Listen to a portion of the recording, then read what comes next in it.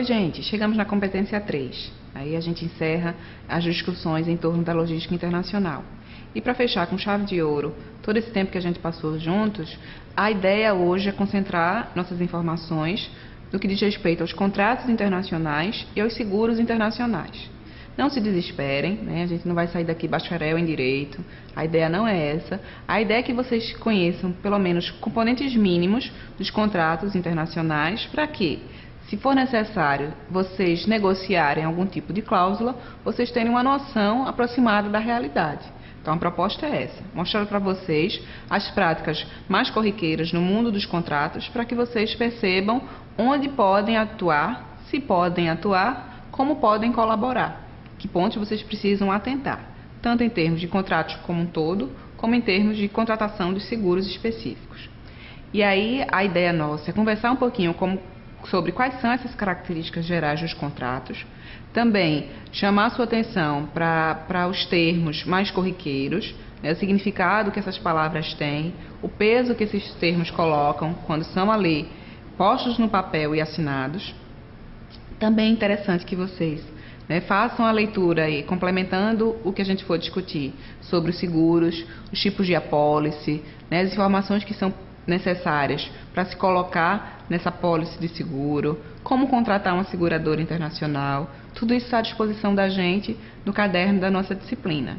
Também vai estar à disposição de vocês, né, um suporte complementar dos nossos fóruns de discussão. Estou lá sempre com vocês, junto com os nossos tutores, para a gente ampliar essas discussões, né, e aprofundar os nossos conhecimentos. Bem, mas agora para a gente adentrar propriamente no assunto que aqui é o nosso fundamento, a gente tem vários tipos de contratos internacionais. O exemplo que foi colocado na nossa apostila fala, por exemplo, de um contrato de compra e venda internacional. Mas a gente podia ir além desse tipo de contrato. A gente podia imaginar que há contratos, por exemplo, que são estabelecidos fora este, de exportador e importador. Há contratos como, por exemplo, o que você fecha com uma seguradora internacional. Um outro tipo de contrato seria aquele que você faz com um agente comercial para representar a sua empresa num dado país. Também existe um contrato internacional para você chegar e estabelecer as regras com um representante comercial da sua indústria. Tudo isso está influenciando, né, está envolvendo também a logística. Também pode ser um contrato, por exemplo, que você fez com a empresa transportadora, ou que essa empresa transportadora fez com o importador daquela mercadoria. Então, vão mais exemplos aí para que vocês ampliem a noção de que o contrato sobre o qual a gente está falando não se fecha somente ao contrato de importação e exportação. Há contratos também que são assinados entre o seu banco e você para fazer o fechamento do câmbio, ou entre o seu banco e o banco do importador. Então, são operações que você não consegue fazer com que as coisas aconteçam sem que haja contratos por trás dela, e é por isso que a gente vai discutir um pouquinho mais sobre eles aqui. Então, vista essa lista de opções diferentes de contratos, para que vocês ampliem a percepção de que esse assunto de fato é importante, a gente pode começar agora a trabalhar um pouquinho melhor, ajudando você a compreender como é que faz para a gente chegar de fato a um contrato assinado. O que é necessário antes? De que forma as negociações são conduzidas para que a gente finalmente tenha escrito no papel tudo aquilo que foi acertado de forma prévia. Então, tudo começa com a proposta. E aí, tal qual é aqui nas nossas relações rotineiras, aqui no nosso país, no nosso estado, tudo começa com o primeiro lance, com a primeira oferta, com as primeiras condições. E aí essa proposta é uma venda ainda em potencial. A gente ainda não tem certeza se o outro lado vai concordar com aquilo que a gente está oferecendo.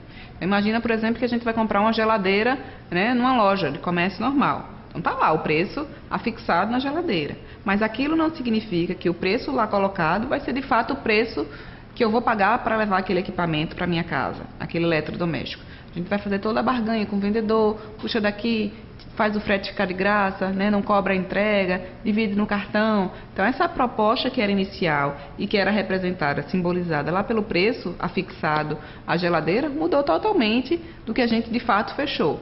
Da mesma forma pode ser numa negociação internacional. O primeiro lado mostra qual é a sua proposta, né, qual é o seu lance inicial, e começa o nosso jogo, né, tentando chegar a um denominador comum, que seja vantajoso para o seu lado e o outro lado, que é o seu parceiro. Afinal, você quer fazer negócios com ele mais à frente, novamente. E aí façamos de conta que houve a concordância, né? Nessa negociação já houve o aceite das partes. E aí sim, as partes tendo acertado verbalmente a forma como as coisas vão ser colocadas, a gente já pode partir para a etapa, né, da constituição do contrato propriamente dito. Digamos que não houve o aceite, houve uma rejeição. Essa rejeição, né, como a gente pode colocar aí, pode ser uma rejeição total. Então, não concordei com nenhum ponto daquilo que me foi colocado por você, importador ou exportador, né? Eu estou vendendo, eu estou querendo comprar e não concordo com nenhuma das condições que foi colocadas pelo vendedor. Então, eu rejeito aquela proposta de todo e aí a gente zera os marcadores, se assim fosse possível, né? E começa tudo de novo, a constituir uma nova proposta. A gente pode imaginar algo assim. As contrapropostas são justamente esses lances, de um lado para o outro, para tentar fazer com que haja a melhoria daquilo que foi ofertado em princípio. Então, todo esse jogo de proposta inicial, contraproposta, rejeição, aceite, é necessário, né? São etapas que se colocam para que a gente consiga, de fato, sentar e agora começar a redigir o contrato que vai reger as nossas relações dali por diante. E uma vez assinado, uma vez já conhecido, né, uma vez acordado, aquilo ali precisa ser cumprido. A palavra passa a ser regra. Ou pelo menos, em tese, aquilo precisa ser, tudo aquilo que foi posto no papel precisa ser colocado em prática. A gente sabe que às vezes, nem sempre, as coisas terminam tão bem assim como na hora do aperto de mãos que a gente faz quando fecha um contrato. Mas são eventualidades e a gente precisa estar pronto também para isso. E aí você faz a seguinte ponderação agora, olha, poxa, mas fazer um contrato internacional deve ser uma coisa bem difícil, né? Porque se já é complicado a gente fazer um contrato no Brasil, né, de Brasil para Brasil, de brasileiro para brasileiro, imagina se a gente está fazendo, por exemplo, uma negociação com a China, totalmente diferente da gente, né, os Estados Unidos, sei lá, Inglaterra, França.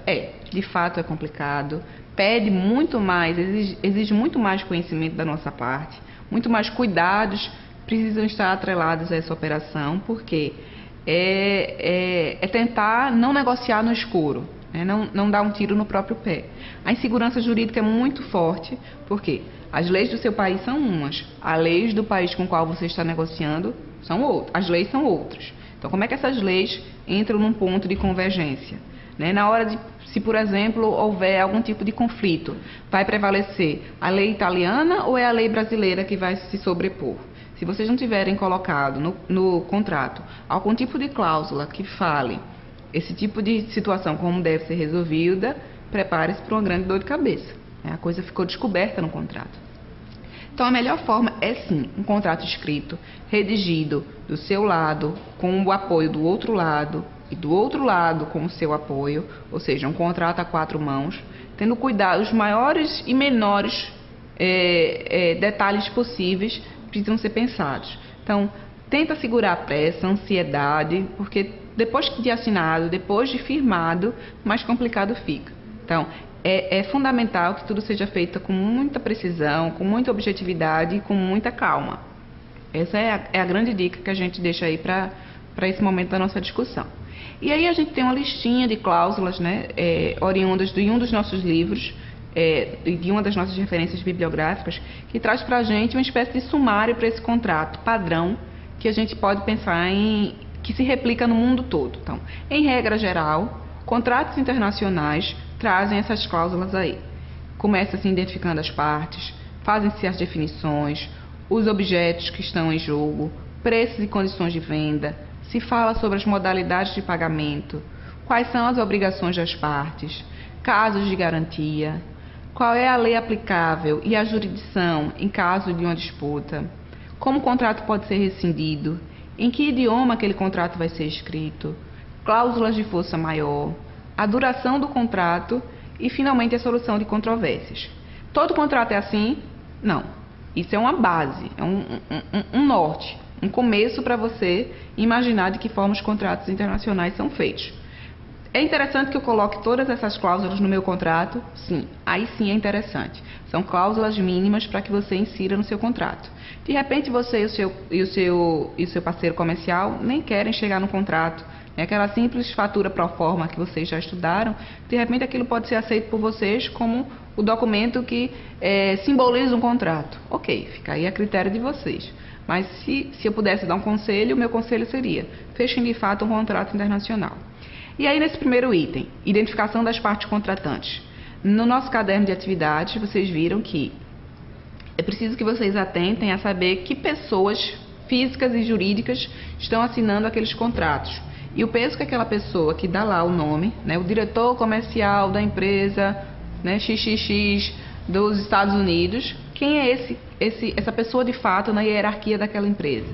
Então, colocar o nome por colocar o nome, colocar o endereço comercial por colocar, não significa muita coisa. Você vai precisar investigar de fato aquela empresa e aquela pessoa. Então, é interessante que você peça documentos paralelos, como por exemplo o contrato social daquela empresa, para que você verifique a situação em que ela se encontra. Também vai ser interessante, importante e fundamental que vocês coloquem ali, definam muito bem o que é o objeto que está sendo vendido, seja um seguro, seja uma mercadoria, seja um contrato de transporte. Aquilo vai ter que estar muito bem redigido, explicado e claro, para que de fato se saiba que o que se foi falado e o que se foi colocado no papel corresponde a um objeto no mundo real, ou um serviço a ser executado. Então, as palavras precisam casar com a realidade.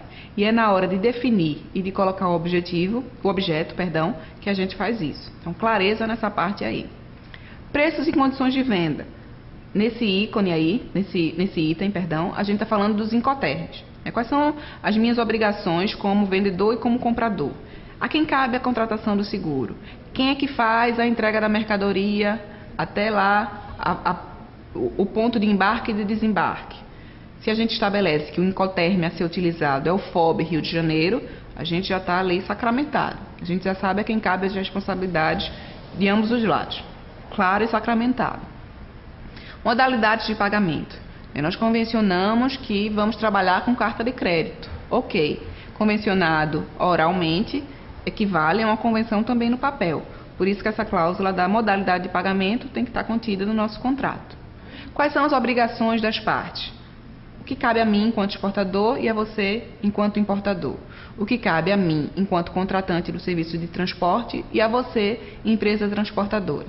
Então, no mínimo um lado vai ter que pagar, é uma obrigação de um lado. O outro lado precisa ter a sua mercadoria entregue, é o direito do outro lado. Então, essas condições básicas e mínimas precisam ser colocadas. Bem como nessas obrigações das partes, a gente pode também esmiuçar, colocar as coisas de uma forma mais detalhada. Mas, no mínimo, vai ser isso.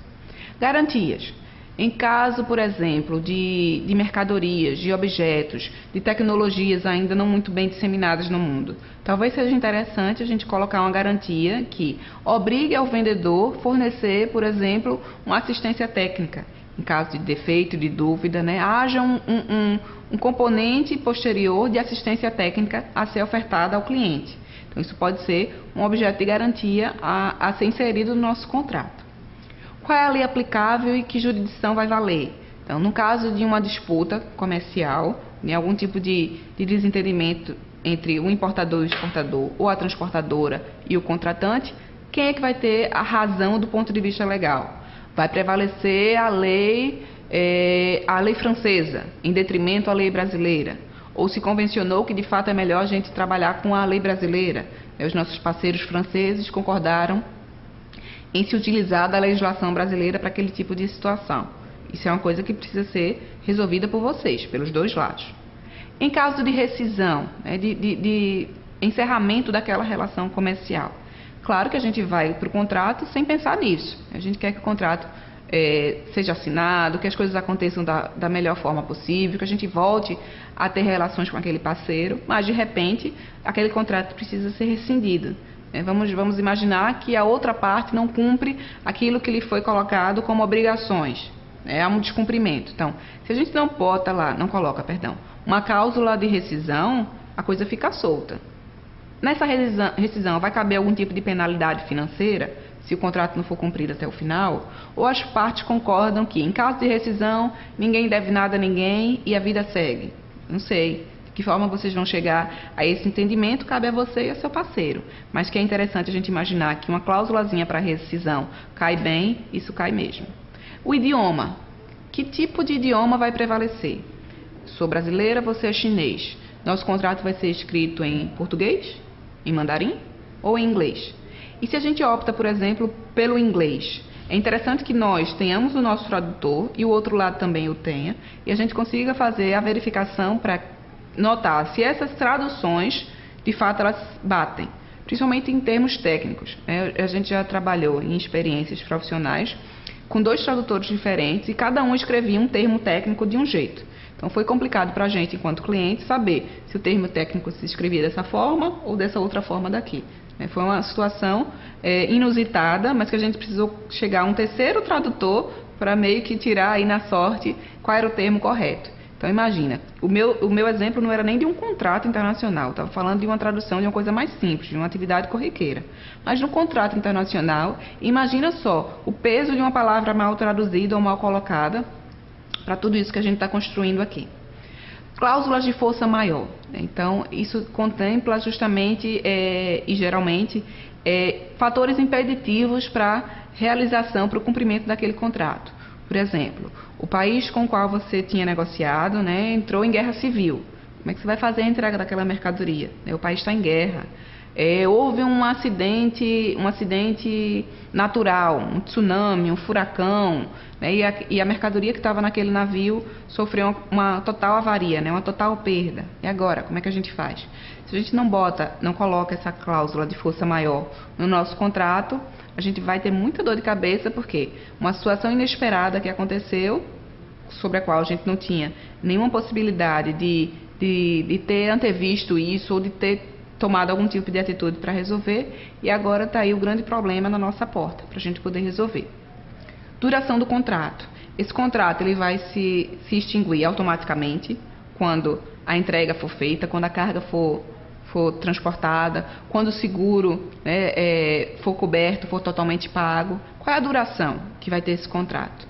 E em caso de solução de controvérsias, ou seja, na hora de uma disputa, a gente vai para a justiça, ou a gente vai, por exemplo, recorrer a um instrumento chamado arbitragem, que faz com que nós, os parceiros comerciais, façamos uma convenção de que, se a gente vier a brigar mais à frente, a discutir, melhor dizer, a gente vai contratar uma corte de árbitros, ou seja, de profissionais especializados naquele tipo de assunto, que está fazendo com que nós entremos em discussão, para que essa corte de árbitros diga a quem cabe o direito, a quem cabe a razão. É mais barato, é mais rápido, é mais sigiloso do que, por exemplo, a gente deixar correr isso do ponto de vista da justiça comum. Se a gente coloca que, em casos de controvérsias, a gente vai recorrer à ajuda de árbitros, é um bom ponto para ser pensado, para ser incluído no nosso contrato. Principalmente se a gente está falando de grandes operações, de grandes movimentações financeiras. Claro que ninguém vai pensar num contrato já imaginando que vai brigar, que vai rescindir, que vai ter problema. Mas o não pensar em todas essas possibilidades é que é o grande ocasionador delas. Que a gente esqueceu, a gente não imaginou, a gente confiou no outro lado. A gente está falando de relação comercial, a gente não está falando de relação pessoal. A gente está falando de negócios. E negócios pedem, sim, esse tipo de atitude mais preventiva, para a gente ficar guardados, assegurados. Essas são boas dicas aí para a gente pensar e para a gente fechar a nossa disciplina de logística internacional. Espero que vocês tenham gostado desse tempo, que tenham aprendido, que tenham podido contar com a nossa ajuda e com a nossa disposição para ver vocês cada vez mais crescendo nessa profissão que vocês estão abraçando, que é a de logística. Até breve, um abraço.